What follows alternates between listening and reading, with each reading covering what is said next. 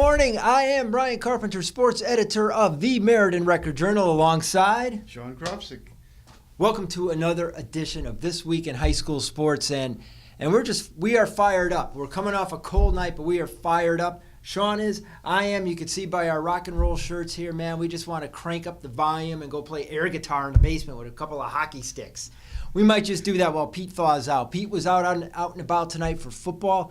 Shawnee, we had some good football tonight. Some teams either locking up a postseason berth or getting very, very close. And also what we got, and it's got us fired up, is today, Saturday, Shawnee, 4 quarterfinal games? Is it 4? Yeah. My math skills have been eroding lately. We have 4 quarterfinal games today in the tournament, man. 2 in soccer and 2 in volleyball. We got a lot of ground to cover, Sean. You know what, man? I want to head out to Falcon Field right away. Tell us what happened there tonight with the Maloney Spartans. Maloney, 8 in a row now. The Spartans look strong. Big night, 12-10 win. They needed a defensive stand at the end to hold off Conard.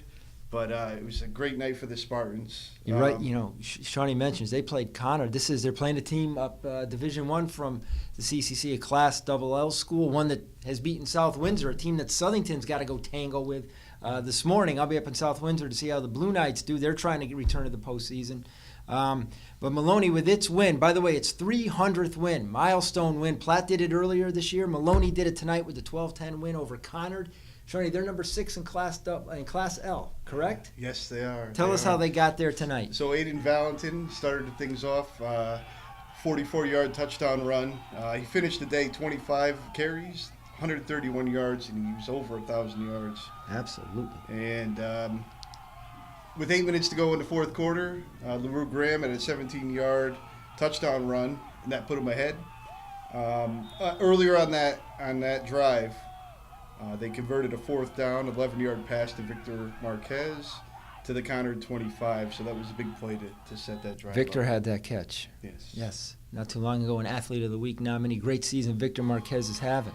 Big play, as our colleague Ken said, O'Neill Ward keyed the defensive stand down the stretch to hold on for the win. Maloney's defense got some serious players, but we're going to be picking our all-RJ teams soon in soccer and volleyball and football, and this Maloney defense has some players. O'Neill Ward, Desmond King, those that cannot be blocked. Mitch McEwen, of course, been having a solid season for Maloney. Big win. Hey, 8-1 for the Spartans. Program win number 300. Congratulations to Coach Kevin Frederick, his staff, and the Spartans. 8-1, number 6 in the Class L playoff points. They're right there. They're very close. Oh, so close to getting in for the first time since 2006. Now, tonight we did have a team clinch. Shawnee, tell us, please, tonight, who clinched a playoff berth? It was Sheehan. Sheehan's back in for the first time since 1995. 3rd time in program history they beat East Haven 41-0. Jordan Davis, huge day, 3 touchdowns, 17 carries, 115 yards for the Titans. Wes Tersey also had a big game, 2 touchdown passes, 1 to Aaron Simmons, and Evan Mansfield had a catch. Evan Mansfield. The kid having a great year. Yep. Thinking all RJ, you think a kid like Evan Mansfield, great 2-way player for the Titans. Man, they're 8-1. 8-1 just like the Spartans. They're number 4 in Class M, and they're in there. And they're looking like they're going to have a home game, too. Now, of course, they have to play Lyman Hall in the Carini Bowl on Thanksgiving, but Lyman Hall took a hit tonight down at Jonathan Law. They got beat 46-0. So Lyman Hall had been there kind of on the bubble in Class M. Now they've fallen back, leaving Sheehan alone on top of SEC Tier 3. Looks like the Titans will repeat as champions there. They're in Class M. Congratulations to Coach John Ferrazzi, his staff, his players, as you say, Shawnee, first time since 95 that they'll be in the playoffs. Only the 3rd time. The other time, of course, 1985 when Sheehan and Lyman Hall were both state champs. Okay. We also were out this evening on this cold, frosty night, and Pete is starting to thaw back there a little bit. The icicles have, I think, melted off his beard. Pete started his night over in Middletown where Platt was playing. Platt's fallen on some tough times, and they had a tough draw tonight against the Blue Dragons, undefeated and ranked high in the state polls. And Platt got off to a tough start tonight. I know Tremaine Carter had an interception, which I believe Pete got here and a touchdown catch, but by and large, it was Middletown taking care of business. It was, yeah. Middletown outgained Platt 246 to 82 overall. It was 51-20 was the final score. Like you said, A.J. Marinelli threw a touchdown to Tremaine Carter. Xavier Arroyo had a 4-yard touchdown run. Sean Bell added a 5-yard touchdown run for Platt. And they were without some of their key players as well tonight. That's right. E.J. Dudley did not play tonight. Yeah, it's been a tough year for Platt. Now, hey, they get a shot at Maloney on Thanksgiving. You never know how the playoff points will play out. You know, Class L is so very, very competitive. Could Maloney still get in with 2 losses? They're not even thinking that, I know. But for Platt, they have to look at Thanksgiving as some redemption value for them there. Now 4-5 on the season. Okay. One thing we want to make note of from that Platt game was Michael Oresco, Middletown's kicker. He booted a 40-something yard field goal. That's the 22nd of his career. That is a new state record. You can look it up. That's where we stand on football on this Frosty Friday. Now, going into Saturday, as we mentioned before, we have 4 teams playing in the quarterfinals. We actually had 5 total who made it that far. Today, though, we have Sheehan girls soccer at home against Weston. Shawnee, you're going to be there, right? Yeah. It's been a great run so far for the Titans. They get the 3rd straight home game, and as the 11 seed, they'll be up against the number 19 seed.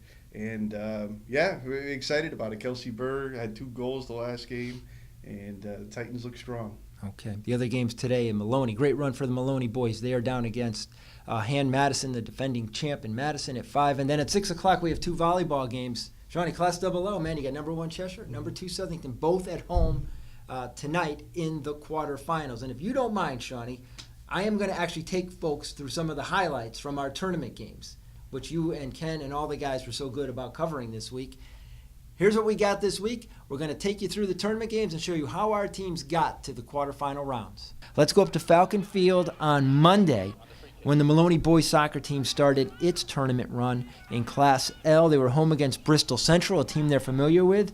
And, Brian Brazel puts on a show. Here you see him driving down the right side, and he's going to feed over to Addison Cardoso, who is going to convert this feed for a goal. At first, no, but on the rebound with the left foot, yes. Maloney gets a 1-zip lead in the first half, and then Brazel scored again in the second half. This time he finished it. Unassisted goal. That gives Maloney a 2-zip win. Sends him on to Wednesday's second round against Wilton. Wilton had just beaten Wilcox Tech, and we'll show you some clips of that in a minute. Wilton comes back to Meriden on Thursday, but they go home a loser this time as Maloney wins 2-1. Both goals from freshman Noah Lopez. Noah scoring him 2-2 and sending the Spartans into the quarterfinals against defending champion Daniel Hand on Saturday night. Hey, that's great stuff from Maloney boys soccer. Cheers to them. Maloney boys soccer in the quarterfinals in Class L. Okay, we had mentioned that Wilton was in Meriden to start the tournament on Monday. They were, and they ended Wilcox Tech's season with a 4-zip victory in the first round of Class L. I'm not going to say they spoiled Wilcox season because I almost did, and I'm glad I didn't because they didn't spoil it. They just ended it. Wilcox Tech, folks, undefeated regular season, and they went on to win the CTC Conference Championship. They had a number 2 seed in Class L. They lost to Wilton 4-zip. That ended their season at 18-1-1. 18-1-1, fantastic season for Coach Joe Testa and his Indians. Also ending the season well was the Southington boys soccer team, Coach Dave Yanisse's Blue Knights. They opened on Monday up in Conard. They won up there. It was 2-1. 2-1, they defeated Conard for the second time this season, and actually the second game in a row, by the same score. Goals by Eli Rodriguez, and Hayden Burbank had the decisive goal on a penalty kick. That sent Southington into the second round to face number 2 Glastonbury on the road on Wednesday. Glastonbury, fantastic team, and they won a 3-zip decision there to advance to the quarterfinals. Pete went up to Glastonbury and got some highlights there. We're going to head over now to the volleyball courts, and this was a very busy scene for us. 6 of our 7 teams qualified for the postseason. We're going to start over at Wilcox Tech, where on Monday they opened their Class M tournament at home against conference foe Caner Tech of Waterbury. Some highlights here from that match. Nicole Tiesi and the girls taking care of business, sweeping Caner Tech 3-zip to advance to the second round, where their season came to an end against Lewis Mills. In Class Double L, though, Big stuff there. Cheshire, the number 1 seed, undefeated SEC conference champion. They opened at home against Stanford.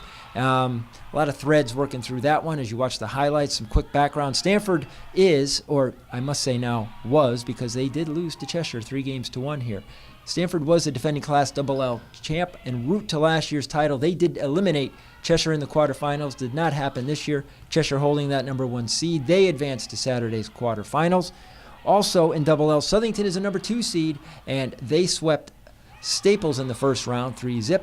Now, I mentioned before at the top that we actually had 5 teams make the CIAC tournament quarterfinals. And the 5th, Shawnee, you know this because you've seen him play twice this week, was Cheshire Field Hockey. We caught some action from their first round game against Ridgefield. That was a 1-0 victory, correct, Shawnee? Yes. And the goal there by Megan Daly. Now today, against Staples in the quarterfinals, Cheshire season did come to a close with a 2-1 defeat. The other Megan for Cheshire, Megan Hogan, scored the goal in that game.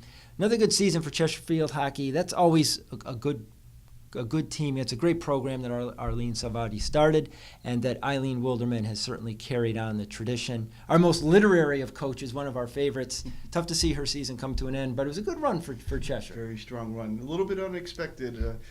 I was talking to some of the girls today, and they kind of felt like they were underrated coming in, and they really persevered this year. Yeah, it was tough playing today, though, wasn't it? Oh, man. It was cold out there. I was just cold from the press box. I can't imagine. There were some girls out there not wearing tights, and I definitely commend them for being so tough out there. I can't believe it. Yeah. It was cold. Well, you look kind of tough with your Metallica t-shirt. This is 20 years old, yeah. I saw them in Hartford. Great show.